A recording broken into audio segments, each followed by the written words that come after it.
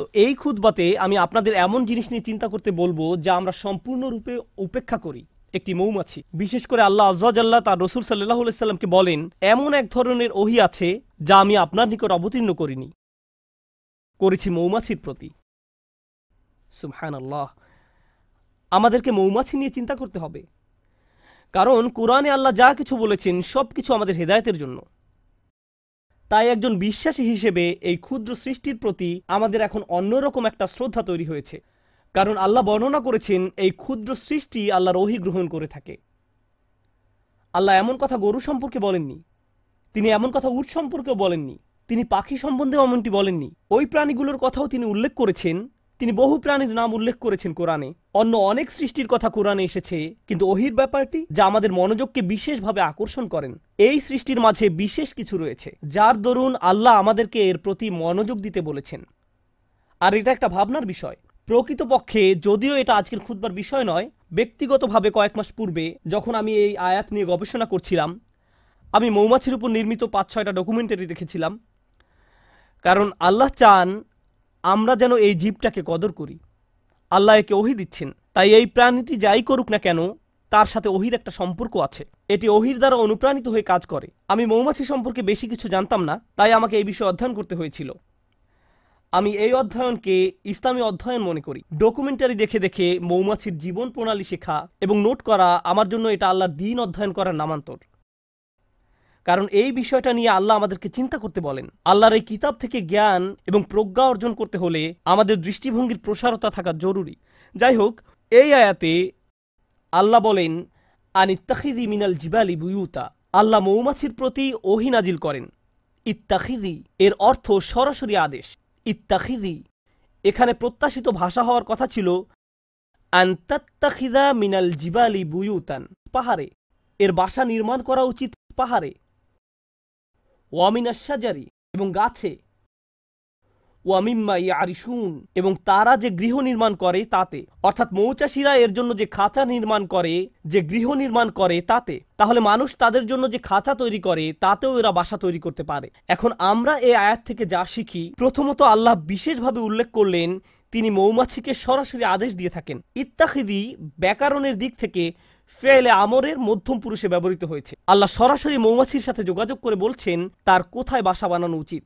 এই আদেশের আরেকটি অসাধারণ উপকার হলো, যদি কখনো মধু বা মধু উপজাত কোনো দ্রব্য খেয়ে থাকেন, পৃথিবীতে যার বিশাল বাজার রয়েছে, প্রকৃতপক্ষে এটা শুধু মধু নয়, অধিকাংশ খামার, উদাহরণস্বরূপ ক্যালিফোর্নিয়াতে রয়েছে পৃথিবীর সবচেয়ে বড় কাঠবাদামের খামার। পৃথিবীর ৯০% কাঠবাদাম আসে সেখান থেকে, আর এর সবটা আসে মূলত মৌমাছির সাহায্যে, যারা বিভিন্ন রকম কাঠবাদামের গাছ থেকে ফুলের রেণু সংগ্রহ করে এবং পরাগায়নে সাহায্য করে, এবং এজন্য কৃষকরা সেখানে মৌ চাষ করে। এখন আল্লাহর প্রতি ওহী নাজিল করে বলেন তুমি বাসা বানাতে পারো পাহাড়ে, বাসা বানাতে পারো গাছে। যদি আল্লাহ না বলতেন ওয়ামিম্মা ইয়ারিশুন, তাহলে আপনারা মৌমাছির বাসা পেতেন শুধুমাত্র পাহাড়ে এবং গাছে। আমরা কখনোই মৌ চাষ করতে পারতাম না। কিন্তু তিনি বলেছেন ওয়ামিম্মা ইয়ারিশুন, যেন আমি আর আপনি মধু খাওয়ার স্বাদ উপভোগ করতে পারি। কারণ আল্লাহ একে অনুমতি দিয়েছেন মানুষের তৈরিকৃত বাসায় মৌচাক নির্মাণের জন্য, যেন আমরা এর চাষ করতে পারি। ব্যাপারটা নিয়ে একবার ভেবে দেখুন। এই ভাবনা আমাদেরকে এই সত্য অনুধাবন করতে সাহায্য করে যে আল্লাহর সৃষ্টি জগৎ থেকে যত কিছু আমরা উপভোগ করতে পারছি, এর কারণ আল্লাহ এদেরকে সরাসরি আদেশ করেছেন আমাদের সেবা করার জন্য। এই ক্ষেত্রে মৌমাছিকে আদেশ করা হয়েছে আমাদের সেবা করার জন্য। তাই যখন মানুষ মৌ বক্স নির্মাণ করে, তুমি তাকে নিজের বাসা হিসেবে গ্রহণ করে নাও। কিন্তু আজ আসলে যে বিষয়টা নিয়ে কথা বলতে চাই তা হলো এই ক্ষুদ্র সৃষ্টি থেকে কিছু পথ নির্দেশনা। শুধু এই সৃষ্টির কদর করা নয়, বরং কিছু হেদায়েত। আর আমি এমন কিছু শিক্ষা এর কাছ থেকে পেয়েছি যা আমাকে সম্পূর্ণ হতবুদ্ধি করে দিয়েছে। আমি রাসূলুল্লাহ সাল্লাল্লাহু আলাইহি সাল্লামের একটি হাদিস পেয়েছি, ওয়াল্লাযী নাফসি বিয়াদিহি, আমি সেই সত্তার শপথ করে বলছি যার হাতে আমার প্রাণ।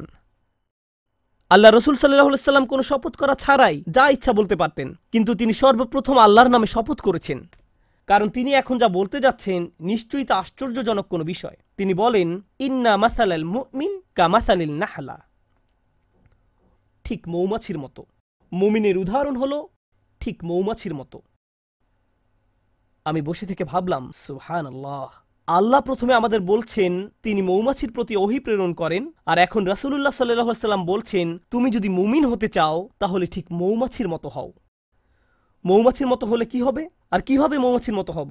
মৌমাছি আমাকে আমার ঈমান সম্পর্কে কি শেখাবে? কিভাবে একজন বিশ্বাসীর মতো বাঁচতে হবে এ ব্যাপারে মৌমাছি কি শেখাবে? ব্যাপারটা এতই সিরিয়াস যে আল্লাহ রসুল সাল্লাল্লাহু আলাইহি সাল্লাম প্রথমে আল্লাহর নামে শপথ করেছেন, তারপর এই কথা বলেছেন।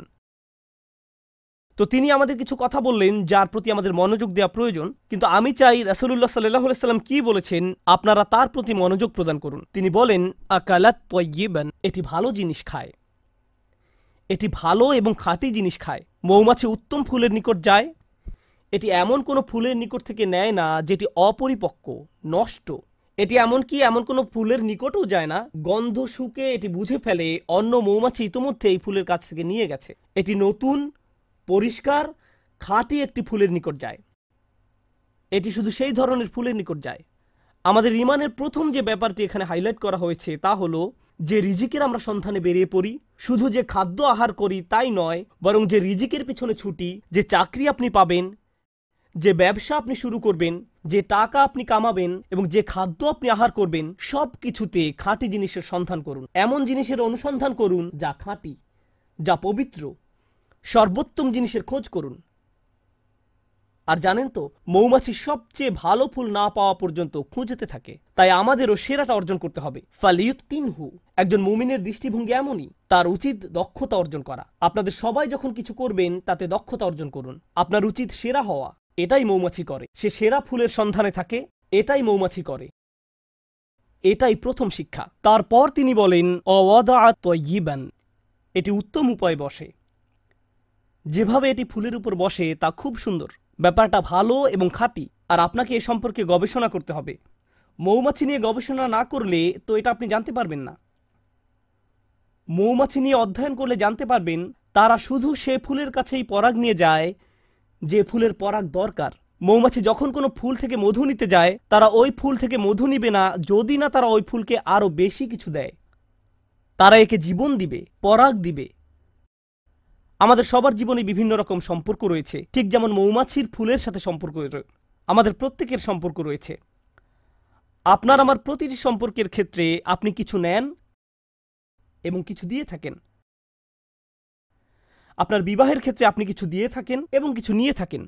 যখন আপনি পিতা বা মাতা হন, যখন আপনি একজন শিক্ষক, তখনও আপনি কিছু দিয়ে থাকেন এবং কিছু নিয়ে থাকেন। যখন আপনি কারো চাকরি করেন বা মালিক পক্ষের হয়ে থাকেন, তখনও কিছু নিয়ে থাকেন এবং কিছু দিয়ে থাকেন।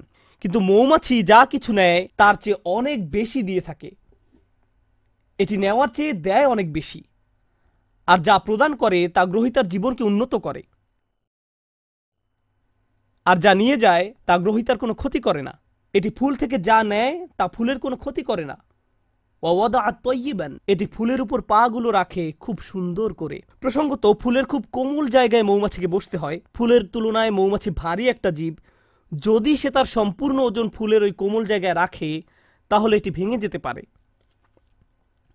তাই এটি ভাসতে থাকে, পুরো ওজন ফুলের উপর রাখে না। এটি পাখাগুলোকে ঝাপটাতে থাকে যেন সম্পূর্ণ ওজন ফুলের উপর না রাখতে হয়। আমরা এখান থেকে কি শিখছি? আপনার একটি সম্পর্ক আছে, কিন্তু আপনি শুধু দাবি করতে থাকেন, চাইতে থাকেন। তারপর এক সময় আপনার প্রিয় বন্ধু, আপনার কর্মচারী, আপনার স্বামী বা স্ত্রী, তাদের ধৈর্যের বাঁধ ভেঙে যায়।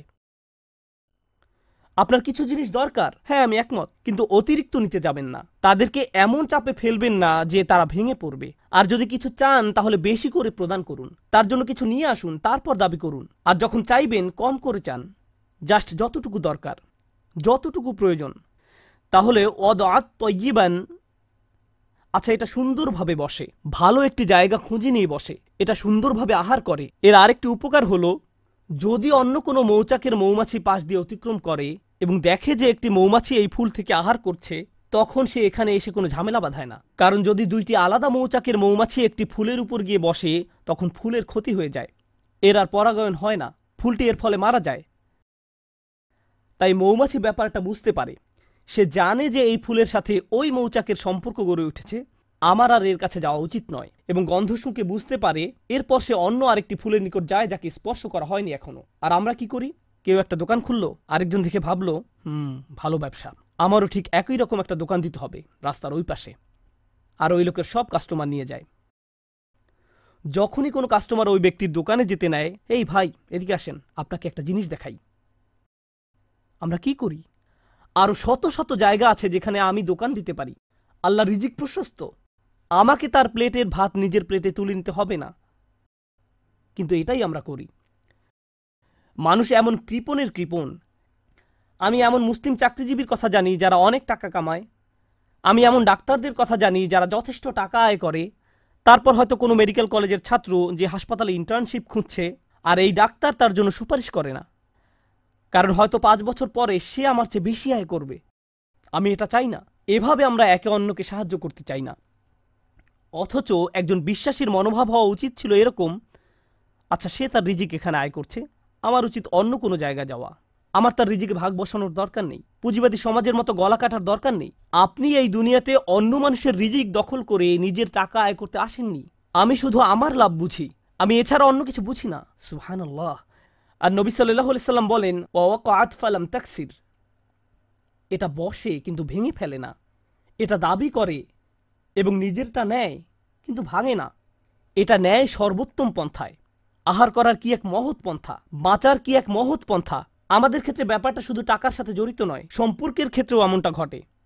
আমাদের সকল সম্পর্কের জন্য এখান থেকে যা শিখছি, যদি আমরা সত্যই মৌমাছির কাছ থেকে কি শিক্ষা নিব তা বুঝতে পারি, যে শিক্ষাটা উপলব্ধি করার প্রতি রাসূলুল্লাহ সাল্লাল্লাহু আলাইহি ওয়াসাল্লাম এত বেশি জোর প্রদান করেছেন, তাহলে আমাদের বুঝতে হবে আমি কি আমার বাচ্চাদের উপর অনেক বেশি প্রেসার দিচ্ছি, আমি কি আমার পিতামাতার কাছ থেকে অনেক কিছু দাবি করছি, আমি কি আমার স্বামীর কাছ থেকে বেশি কিছু দাবি করছি, আমি কি আমার স্ত্রীর কাছে অনেক কিছু আশা করছি, আমি কি আমার বন্ধুর কাছে অনেক অনেক কিছু চাচ্ছি, আমি কি আমার কর্মচারীদের উপর অনেক বেশি কঠোর, আমি কি আমার শিক্ষককে অনেক বেশি জ্বালাতন করছি। আপনাকে এই প্রশ্নগুলো করতে হবে, কারণ আপনি মৌমাছির মতো হতে চান। তারপর সবশেষে তিনি বলেন, ওয়ালাম তুফসিদ, ওয়ালাম তুফসিদ, এবং এটি কোনো দূষণ তৈরি করে না।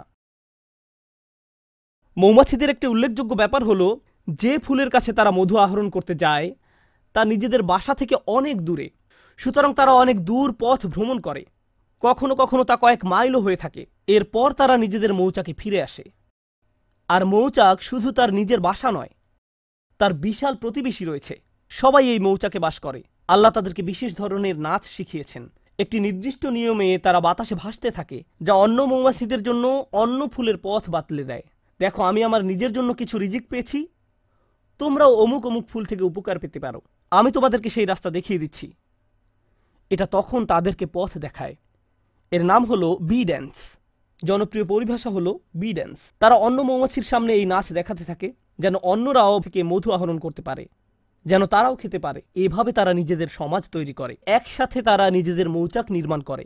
তো এটা বুঝতে পারে যে যখন কেউ কোনো কিছু থেকে উপকার পেয়ে থাকে, এটা কোনো প্রতিযোগিতা নয়। যদি সে অন্যদের উপকার পাওয়ার সুযোগ করে দেয়, এর মাধ্যমে আসলে সবাই উপকৃত হয়।